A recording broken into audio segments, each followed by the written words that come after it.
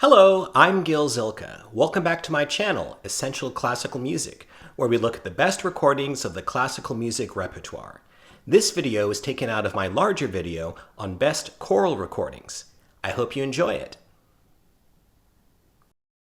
Now we come to one of the biggies, the kind of giant choral masterworks from Johannes Brahms, his German Requiem, Ein deutsches Requiem.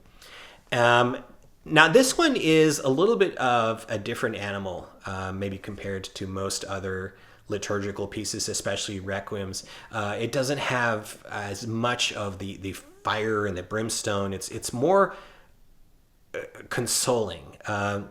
Brahms wrote it in German so that it would be more relatable. He called it a human requiem. It comes out of the German Luther Bible, the text does.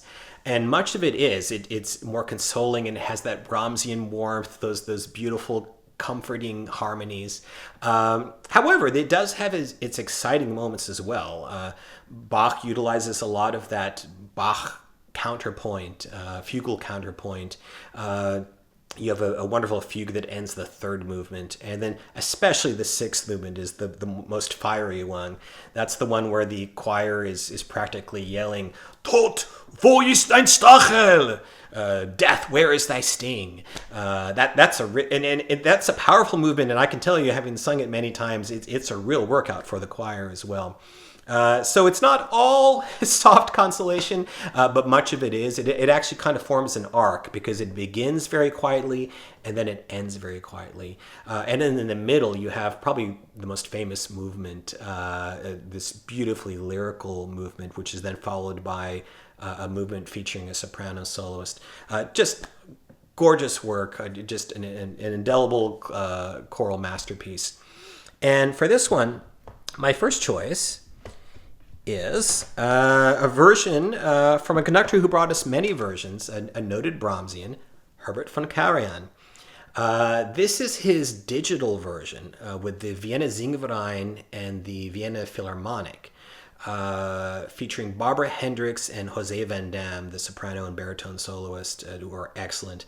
Karajan has many versions, and he always did this piece very well. He brings that lushness, that beautiful romantic phrasing that is so essential to Brahms.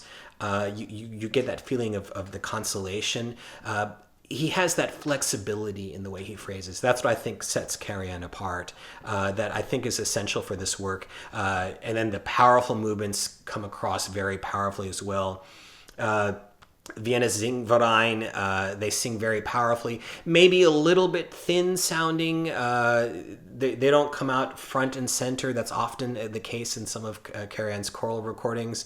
But I think it's such a beautiful interpretation that the overall effect is one that, as one who, for me, I love the Brahms Requiem, this is the version that I think imparts all those qualities. He did do a version very well known in the 60s as well, with excellent soloists as well. I believe it's Gundula Janowitz and, who's the bass? I can't remember, but definitely Janowitz was one of them. I think that spiritual side comes out a little bit more strongly for me, at least in this later version. And of course, it's digitally recorded, so it sounds very strong. Now, if you do want a little more clarity, a good complement to the Karajan is this one. John Eliot Gardiner with the Monteverdi Choir and the Orchestre Révolutionnaire et Romantique, 1990. This is one of the first Brahms Requiem versions that I grew to love, and it's one that, even though it's period performance, it's the musicality and Gardiner's sensibility to Brahms's rhythms. It's really wonderful, and the Monteverdi Choir particularly.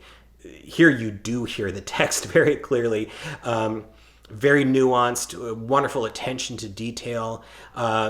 And I think that lean approach, it's a little bit on the quicker side, and that kind of lean approach allows you to hear Brahms's harmonies in a different way. Very, very beautiful, very effective, and wonderful sound as well. So I think it makes a wonderful complement actually to the Karajan. And then I want to go back to a more traditional version. This one comes from 1987 from Carlo Maria Giulini with the Konzertvereinigung, the Vienna State Opera Chorus, and the Vienna Philharmonic. This is a really beautiful version. As you might expect with Giulini, it's very spiritual. It's a slightly more, I'd say, on the gentle side, which really works well for this piece. The chorus is very strong, very, very passionate and committed. The Vienna Philharmonic sounds gorgeous. And then I have to mention the soprano soloist, Barbara Bonney, one of the most beautiful versions you'll ever hear of that fifth movement solo. So this is a wonderful traditional modern version. And then I have to mention probably the classic version of the Brahms Requiem, Otto Klemperer, from 1961 with the Philharmonia Orchestra and Chorus. And this is very strong, very full tone from the chorus. Wonderful soloist Elizabeth Schwarzkopf and Dietrich Fischer-Dieskau. And I will say that for me, it's more on the austere side, I would say. It's a little bit quicker paced than Karajan or Giulini. Klemperer was one who didn't like to dilly-dally. We think of him as a specialist in romantic repertoire, but as I was saying earlier, the truth is he was not a romantic spirit, you might say. So he didn't like sentimentality, and I can see how for some people that actually works, because for some people they hear other interpretations and maybe it sounds too lugubrious. I think it works best here in those big fugues, especially like the sixth movement, just really powerful.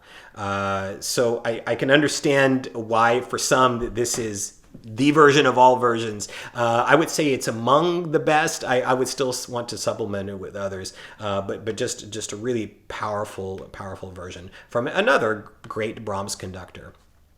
Another version I want to recommend comes from the 80s, from 1982. From Giuseppe Sinopoli, with the Prague Philharmonic Chorus and the Czech Philharmonic Orchestra. And you might actually say this is kind of like the anti-Klemperer in a sense, in terms of the tempos. Klemperer tended to be more homogeneous. He tended to play the slower stuff faster and the faster stuff slower, so it sounded more a similar tempo throughout, whereas Sinopoli does the opposite. He actually accentuates the differences. Starts out very slowly in the slow opening movement, and then the second movement as well. But then you get to the fugue at the end of the third movement, and it's just super quick. And I kind of like that. I think that flexibility is good for this work. A little bit more of a romantic sensibility, you might say. The chorus sounds they're very rich and strong. The one issue with this recording is it is a little bit reverberant, overly so. You don't get the clarity you might, for example, with Gardiner. But for a work like this, a romantic work, I think it still works to get that feeling across of the consolation and the warmth, as well as the power. So this is a beautiful version. Lucia Pop is wonderful in this soprano solo. And then this is one that I got a long time ago. I got actually from a used CD store. I just remember seeing the cover and just thinking, oh, that looks cool. So I grabbed it. And this actually has, with the same performers, you have some of Brahms's other choral works for chorus and orchestra, including Nenni, Rinaldo, Triumphlied, Schicksalslied, also includes the Alto Rhapsody. So for completeness sake, it's an excellent set, and they are also wonderfully done, very, very powerful.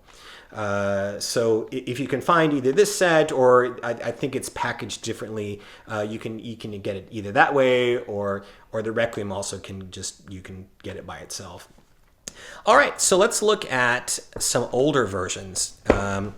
One that is kind of a classic, you might say idiomatic German version is this one, conducted by Rudolf Kempe, noted Brahms conductor. I recommended his symphony recordings in my symphonies video, with the St. Hedwig's Cathedral Chorus and the Berlin Philharmonic. And it's just a very devoted, passionate, richly interpreted version. The sound is it's not stereo, so it's not the best quality in terms of fullness, but it's fairly clear. The soloists are wonderful. Dietrich Fischer-Dieskau is back again. I think even stronger than he was for Klemperer. Not just commanding, but there's this nuance to the way he's a leader specialist, of course. So Brahms was always right up his alley. One of the strongest solos of this on record. And then you have the beautiful shimmering soprano Elizabeth Grimmer as well. So a classic version. And then from 1954, on the other side of the Atlantic, we have this one with Bruno Walter, another noted Brahmsian. This is with the Westminster Choir and the New York Philharmonic. And the thing that is really you notice, first of all, is there's this urgency to this one. It's one of the faster versions among modern instruments versions. But it still also has that warmth that we associate with Walter. But if you are one who maybe doesn't like in this work for things to just be slow and to dilly-dally, this might be right up your alley, because Walter definitely does not waste any time. Excellent soloist as well, the beautiful firm soprano of Irmgard Siegfried, and then George London, just this really imposing voice in the bass solos. So another wonderful version. Now, going back further to 1947, we have this one. Now we're back to Herbert von Karajan, his first recording with the Vienna Singverein and the Vienna Philharmonic. And this is not only one of my favorite Brahms requiems, but favorite choral recordings. It's just wonderfully intense, wonderfully passionate, just immense conviction from everybody, the soloist, the chorus. Karajan is really masterly in the way he paces and phrases everything. The soloists, incidentally, are a younger Elizabeth Schwarzkopf, sounding beautifully delicate and nuanced, and then the strong, commanding Hans Hotter, not only known as Wotan, but he also, as I mentioned in my last video, was a Brahms leader specialist as well. He's really strong. The chorus sounds a little bit on the thin side. From what I've heard, they were a little bit thin in number. I don't know if there was a post-war reason for that. I've heard that Schwarzkopf actually sang with the chorus, and I think I do maybe hear her voice at times, but good, because it's fabulous. I mean, every movement in this recording is just sung with such commitment and warmth and nuance that it's just a wonderful recording. Of course, it's old. Of course, the sound is dated, but it's fairly clear. Now, I wish I could say the same about this recording. There's a live recording from 1947 conducted by Wilhelm Furtwängler from the Lucerne Festival, with the Lucerne Festival Chorus and Orchestra. I wish I could say the same. I actually have a little story about this one. I was talking with the wife of Walter de Clue. He was the founder of my hometown opera, Austin Opera, who actually studied with Furtwängler and Toscanini when he was in Europe, and was involved with the Lucerne Festival as well.